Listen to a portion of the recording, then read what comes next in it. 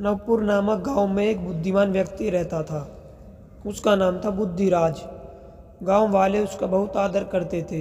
एक बार बुद्धिराज घूमने के लिए दूर के एक गांव में चला गया।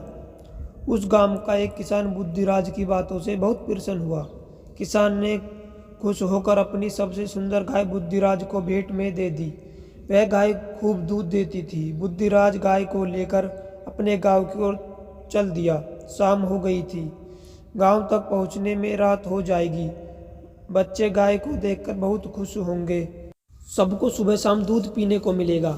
गाय का नटखट बच्चा उछल कूद गाय के साथ साथ चल रहा था। एक ठग की नज़र गाय पर पड़ी। वह बुद्धिराज के पास पहुंचा और बोला, बहुत प्यारी गाय है, बहुत दूध देती होगी। हाँ, 6 सेरी दूध देती है। तब तो यह गाय मेरे लिए बहुत अच्छी रहेगी, कहकर ठग ने बुद्धिराज के हाथ से गाय का रस्सा छीन लिया।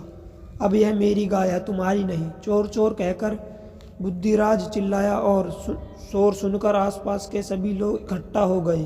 ठग बोला, भाइयों, यह मेरी गाय है। इसने चोर चोर की आवाज़ लगाकर आप सबको इकट्ठा कर लिया है।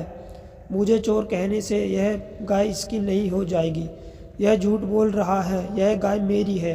अगर यह मेरे हाथ से गाय का रस्सा न छीनता तो मैं क्यों चिल्लाता। मैं यह गाय 100 रुपये में खरीद कर लाया हूँ। ठग ने कहा, मुझे यह गाय एक किसान ने भेंट में दी है।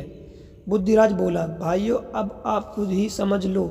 यदि यह गाय इसकी होती तो यह दाम जरूर बताता। भेंट में मिलने की बात यह इसलिए कह रहा है क्योंकि यह गाय इसकी नहीं है। यह गाय मेरी है। बुद्धिराज ने कहा, तुम कैसे कह सकते हो कि गाय तुम्हारी है। ठग हंसा। बुद्धिराज ने अपनी दोनों हथेलियों से गाय की दोनों आंखें ढक ली। यह गाय अगर तुम्हारी है तो बताओ इसकी कौन सी आंख काणी है। ठग घबरा गया। उसने गाय की आंखें ठीक से देखी ही नहीं थी।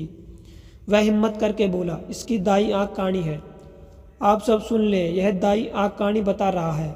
बुद्धिराज जोर से बोला, नहीं नहीं, इसकी बाई आंख काणी है। ठग ने हिम्मत करके कहा। बुद्धिराज ने गाय की आंखों से अपनी दोनों हथेलियां हटा ली। आप लोग अच्छी तरह से देख ले, इस गाय की दोनों आंखें काणी नहीं है। ठग भागने को हुआ, लेकिन लोगों ने उसको पकड़ लिया। सबने उसकी खूब पिटाई की। ठग ने सबसे के सामने कसम खाई, मैं अब कभी ऐसा काम नहीं करूँगा।